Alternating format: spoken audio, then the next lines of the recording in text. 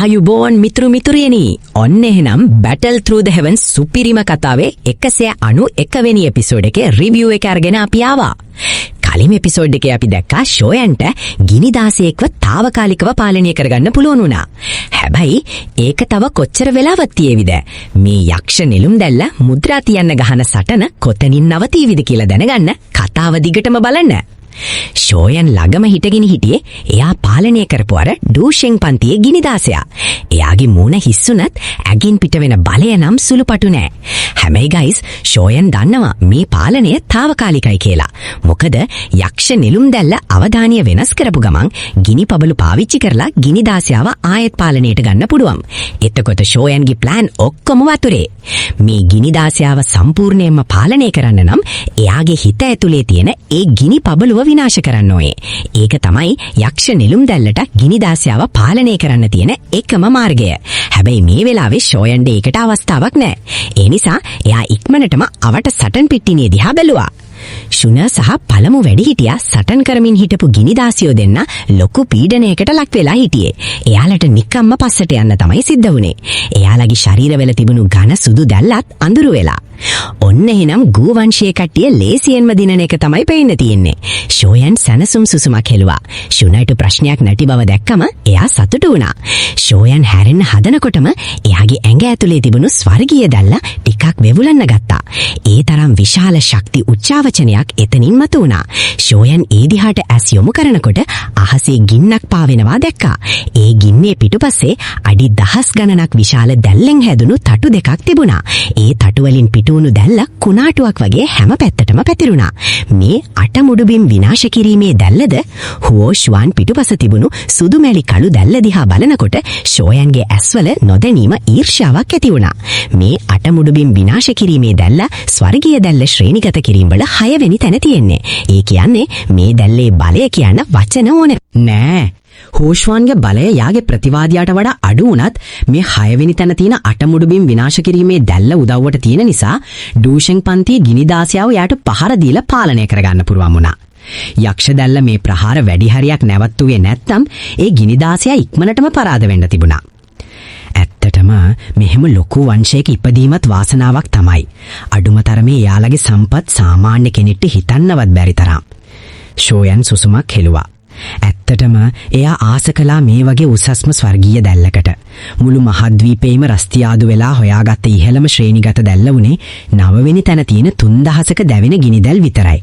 මේක ඊට වඩා ගොඩක් අඩුයිනි. ෂෝයන් මේ ගැන හිත ඉන්නකොටම තවත් පැත්තකින් ගැඹුරු හඬක් ආවා. ඒ හඬ ඇහුණු දිහා බලද්දි ෂෝයන්ගේ ඇස් ලොකු වුණා. හුන්ෆෙන්. එතන හුන්ෆෙන් තරු දෙකේ ඩූෂෙන් පන්තියේ ගිනිදාසයෙක් එක්ක සටන් කරමින් හිටියා. දෙන්නගේ බලය සමාන වුණත් සටන ගොඩාක් වේගවත්. ෂෝයන් දැක්කා හුන්ෆෙන් ඒ ගිනිදාසයාගේ ශරීරය උඩින් අත තියනවා. ඊට පස්සේ ගිනිදාසයාගේ ඇඟේ තිබුණු යක්ෂ දැල්ල ගිනි රේඛාවක් වගේ හුන්ෆෙන්ගේ අතට වේගයෙන් ඇදිලා ගියා. ඒක හරියට යක්ෂ දැල්ල ගිල ගන්නවා වගේ. ඇත්තටම ඌ යක්ෂ දැල්ල ගිල ගන්න හිතුවද? මේක දැක්කම ෂෝයන් පුදුම වුණා.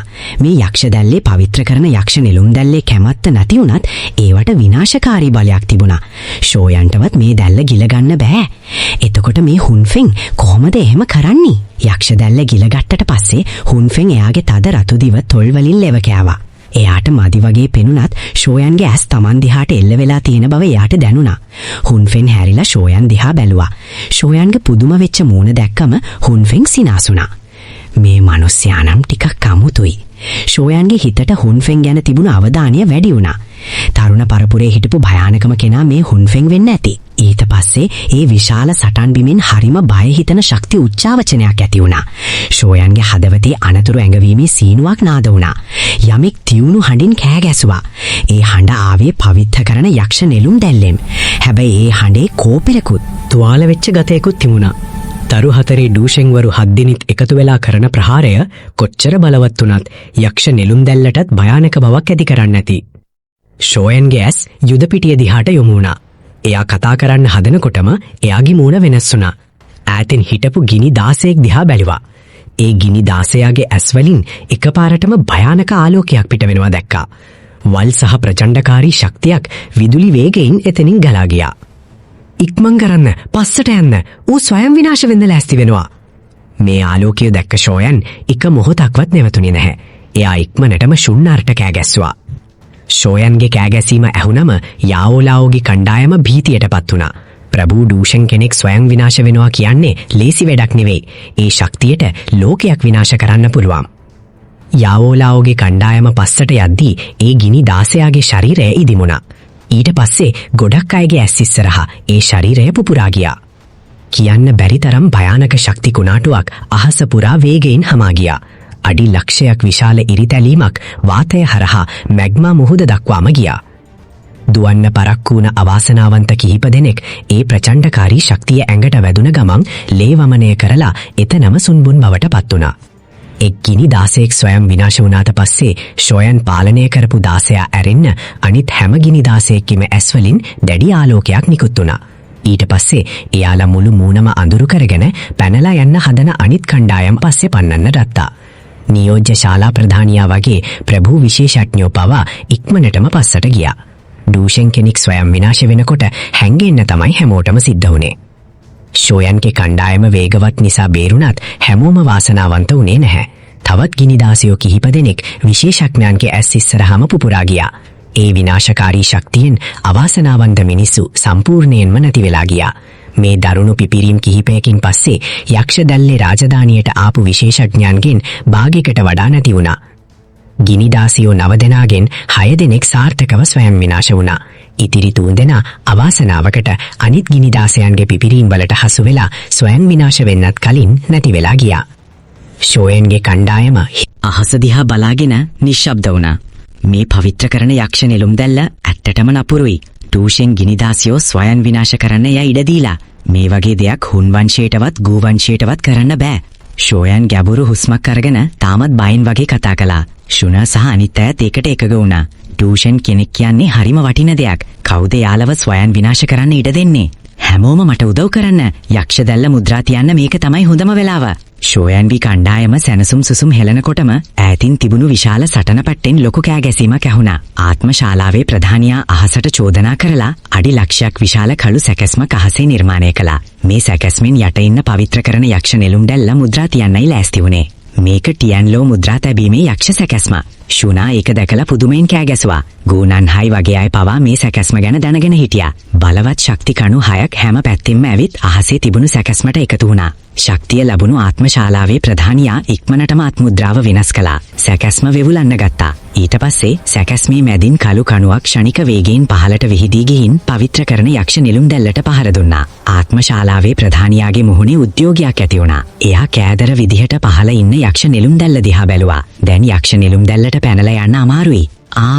යක්ෂ නෙළුම් දැල්ලයි කළු ආලෝක කණුවයි ගැටුණා. ඒකෙන් පිටවුණු අద్භූත විඝටන බලයක් දැල්ලට දැනුණා. මේ ශක්තියට මුහුණ දෙනකොට යක්ෂ නෙළුම් දැල්ල ටිකක් අඳුරු වුණා. විශාල කෝපයක් තිබුණු දුක්මුසු කෑගැසීමක් අහස පුරා දෝංකාර දුන්නා. යක්ෂ නෙළුම් දැල්ල එකපාරටම ඉදිමිලා අඩි 10000ක් විශාල ගිනිමය ශරීරයක් බවට පත් වුණා. අවට උෂ්ණත්වය වැඩි වුණා. හැමෝම ඔයාලගේ ශක්තිය මේ සැකැස්මට එකතු කරන්න. නැත්තම් මේක මුද්‍රාව කඩලා දැම්මොත් අපි ඔක්කොම මැරෙයි. ආත්ම ශාලාවේ ප්‍රධානියා කෑ ගැහුවා. අනිත් අයත් Tamanගේ ඩූක්වී ඔක්කොම සැකැස්මට වත් කළා. මාව මුද්‍රා තියන්න හදනවද? උඹ කවුද කියලා හිතාගෙනද ඉන්නේ? යක්ෂ නෙළුම් දැල්ලෙන් ගොරවන හඬක් ආවා. ආලෝක කණුව ඇතුලේ තිබුණු දැල් කිසිම අනතුරු ඇගවීමකින් තොරව පුපුරා ගියා. විනාශකාරී බලවේග රැල්ලෙන් රැල්ලට අඳුරු කළු ආලෝක කණුවට වැදුනා. ආත්මශාලාවේ ප්‍රධානියා තොල් කෙලවරේ තිබුණු ලේ පිහදාලා තරහින් වගේ එයාගේ දිවේ කෙලවර සපා කෑවා. එයාගේ සාරය ලේ කටක් ආලෝක කණුවට වත් කළා. අනිත් අයත් එයාලගේ සාරය ලේවත් කරාට පස්සේ ආලෝක කණුවෙන් එකපාරටම ආලෝකය නැගී ආවා. යක්ෂ නෙළුම් දැල්ලේ දැවැන්ත ශරීරය වේගයෙන් හැකිලෙන්න ගත්තා. ටියන්ලෝ මුද්‍රා දෙබීමේ යක්ෂ සැකැස්ම මුද්‍රාව. ප්‍රධානියා සතුටු වෙලා කෑ ගැසුවා. කළු ආලෝක කණුව හැකිලෙන්න ගත්තා. කෙටි මොහොතකින් ඒක අඩි 10ක් විශාල රවුම් කණුවක් බවට පත් වුණා. ඇතුලේ ක්‍රීම් සුදු දැල්ලක් සෙමෙන් නැගී ආවා. සාර්ථකයි. හැමෝගෙම හිතට සතුටක් දැනුණා. ෂෝයන් මේක දිහා බලාගෙන හිටියා. ආත්මශාලාවේ ප්‍රධානියාගේ කණ්ඩායම තුවාල වෙලා හිටියේ. හහා මේ සහයෝගය නම් ඇත්තටම සතුටුයි. අවසානයේ යක්ෂ නෙළුම් දැල්ල මුද්‍රා තැබුවා. මධ්‍යම තැනිතලාවට වෙන්න තිබුණු ව්‍යසනයක් නැවතුණා. ගොඩක් ස්තුතියි. හැබැයි හැමෝම සැහැල්ලු වෙලා ඉන්නකොටම එයාගේ මූණ පුරා අමුතු සිනහවක් ආවා. එයා අත දිගු කරලා කළු ආලෝක කණුව අල්ලගත්තා. ඒක විදුලියක් වගේ වේගයෙන් එයා දිහාට පියාසර කළා. හහා අදට හැමෝටම ස්තුතියි. මගේ හුන්වංශය හැමෝගෙම උපකාර මතක තියාගනීවි. අවජාතකයා ඇත්තටම ඌ හොඳ එකෙක් නෙවෙයි. හැමෝම තරහින් කෑ ගැසුවා. යක්ෂ දැල්ලක් උදුරගන්න මෙච්චර ලීසි වෙන්නේ කොහොමද? ෂුන් අවකාශීය බලය පාවිච්චි කරලා ආලෝක කණුව ප්‍රධානියාගෙන් අයින් කළා. කෝප වුණා. ආත්මශාලාවේ ප්‍රධානියා. ඔය දෙන්න ඇයි යක්ෂ ගිනිදැල් උදුරගන්නේ නැත්තේ? ඒ ප්‍රහාරය. ගැටුමක් ඇතිවෙන බව ෂෝයන් දැනගෙන හිටියා. ෂෝයන්ගේ කොළ සහ රතු අස්තිතටු වේගයෙන් ආවා. එයා කළු ආලෝක කණුව ඉස්සරහට ඇවිත් අත දිගු කරලා ඒක අල්ලගන්න හැදුවා. තමුසේ මරණය සොයනවා. නියෝජ්‍ය ශාලා ප්‍රධානියාගෙන් සීතල හඬක් ඇහුණා. ෂෝයන් ඉක්මනටම අත වෙනස් කරලා ආලෝක කණුව ෂුන්ගේ කණ්ඩායම පැත්තට යවුවා. ඒ වගේම එයා එකපාරටම අහස දිහාට ඇඟිල්ල දික් කළා.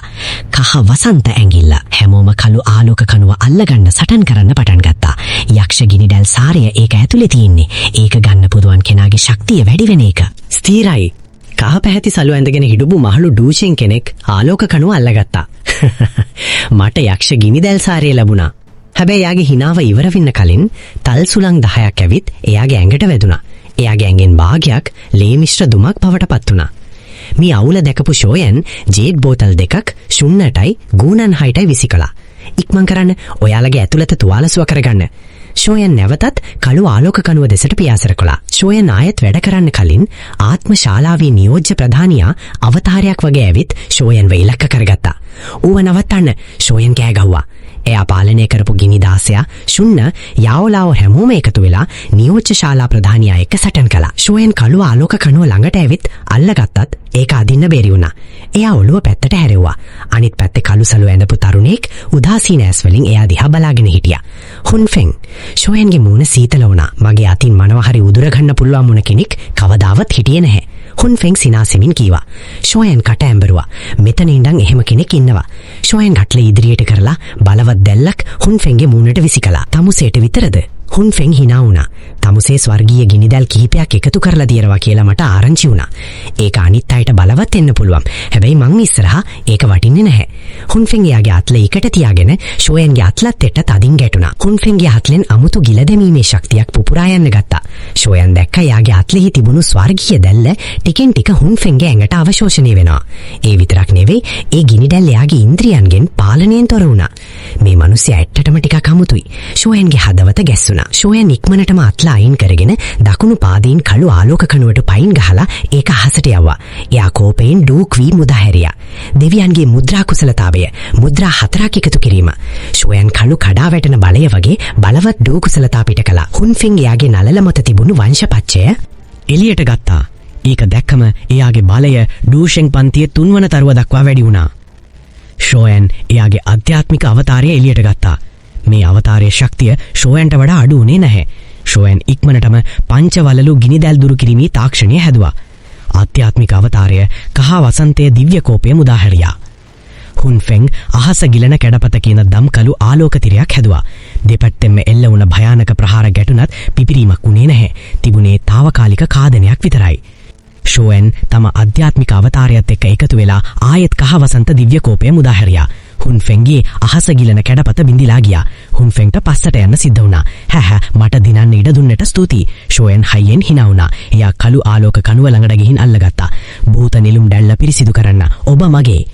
ෂෝයන් ආලෝක කණුව අල්ලගත්ත මොහොතේම එයාගේ පිටිපස්සේ අවකාශය විකෘති වෙලා රූපයක් එළියට ආවා. පවිත්‍ර කරන යක්ෂ නිලුම් දැල්ල ඔබට ගත හැකි දෙයක් නොවේ. ආත්මශාලාවේ ප්‍රධානියා මේ මිනිස්සයා මෙච්චර ඉක්මනට සුව වුණාද? ෂෝයන් පුදුම වුණා. ආත්මශාලාවේ ප්‍රධානියා විදුලියක් වගේ වේගයෙන් ෂෝයන්ගේ ඔළුවට පහර දෙන්න ආවා. මේ තීරණාත්මක මොහොතේ ෂෝයන් බය වුණේ නැහැ. එයාගේ අත්ලෙන් විනාශයක් වගේ ශක්ති උච්චාවචනයක් ආවා. ඒක ෂෝයන්ගේ අත්ල දූවිලි බවට පත් කරන තරම් දරුණුයි. ෂෝයන්ගේ අතේ පංචවර්ණ ගිනි නෙළුම් මලක් හැදුනා. ඒක සැබෑ ස්වර්ගීය ගිනිදැල් 5කින් හැදපු විනාශ කිරීමේ ගිනි නෙළුමක්. ෂෝයන් ගිනි නෙළුම ශාලාවේ ප්‍රධානියා ඉස්සරහට විසිකලා පුපුරා යන්න. ෂෝයන් එකපාරටම ගිනි නෙළුම පුපුරුවා හැරියා. බං කන් බිහිරි කරවන තරම් හඬක් ආවා. අඩි දසදහස් ගණනක් විශාල ගිනි කුණාටුවක් අහස පුරා හමා ගියා. දුමෙන් සෙමෙන් එළියට ආවේ ආත්මශාලාවේ ප්‍රධානියා. එයා තුවාල වෙලා හිටියත් තාම ජීවතුන් අතර. මම හරියටම පස්වන තාරකාවේ ඩූෂෙන් කෙනෙක් නෙවෙයි. ඒ නිසා ගිවිසුම කඩ කරලා නැහැ. එයාගේ බලය ඩූෂෙන් පන්තියේ ආරම්භක පස්වන තරුවට ළඟා වෙලා. භූත ගිනිදැල් සාරය බාර දෙන්න. ඒ තමුසේගේ හීනෙන් ෂුන්ඩර් ඉදිරියට ආවා. ඇය නන් මකරෙක් බවට පත් වුණා. ආත්මශාලාවේ ප්‍රධානියා මෘදු විදියට ඇඟිල්ලෙන් ගැහුවා. ශුනාගේ ප්‍රහාරය ක්ෂණිකව පුපුරා ගියා. කොහොමද ඒක?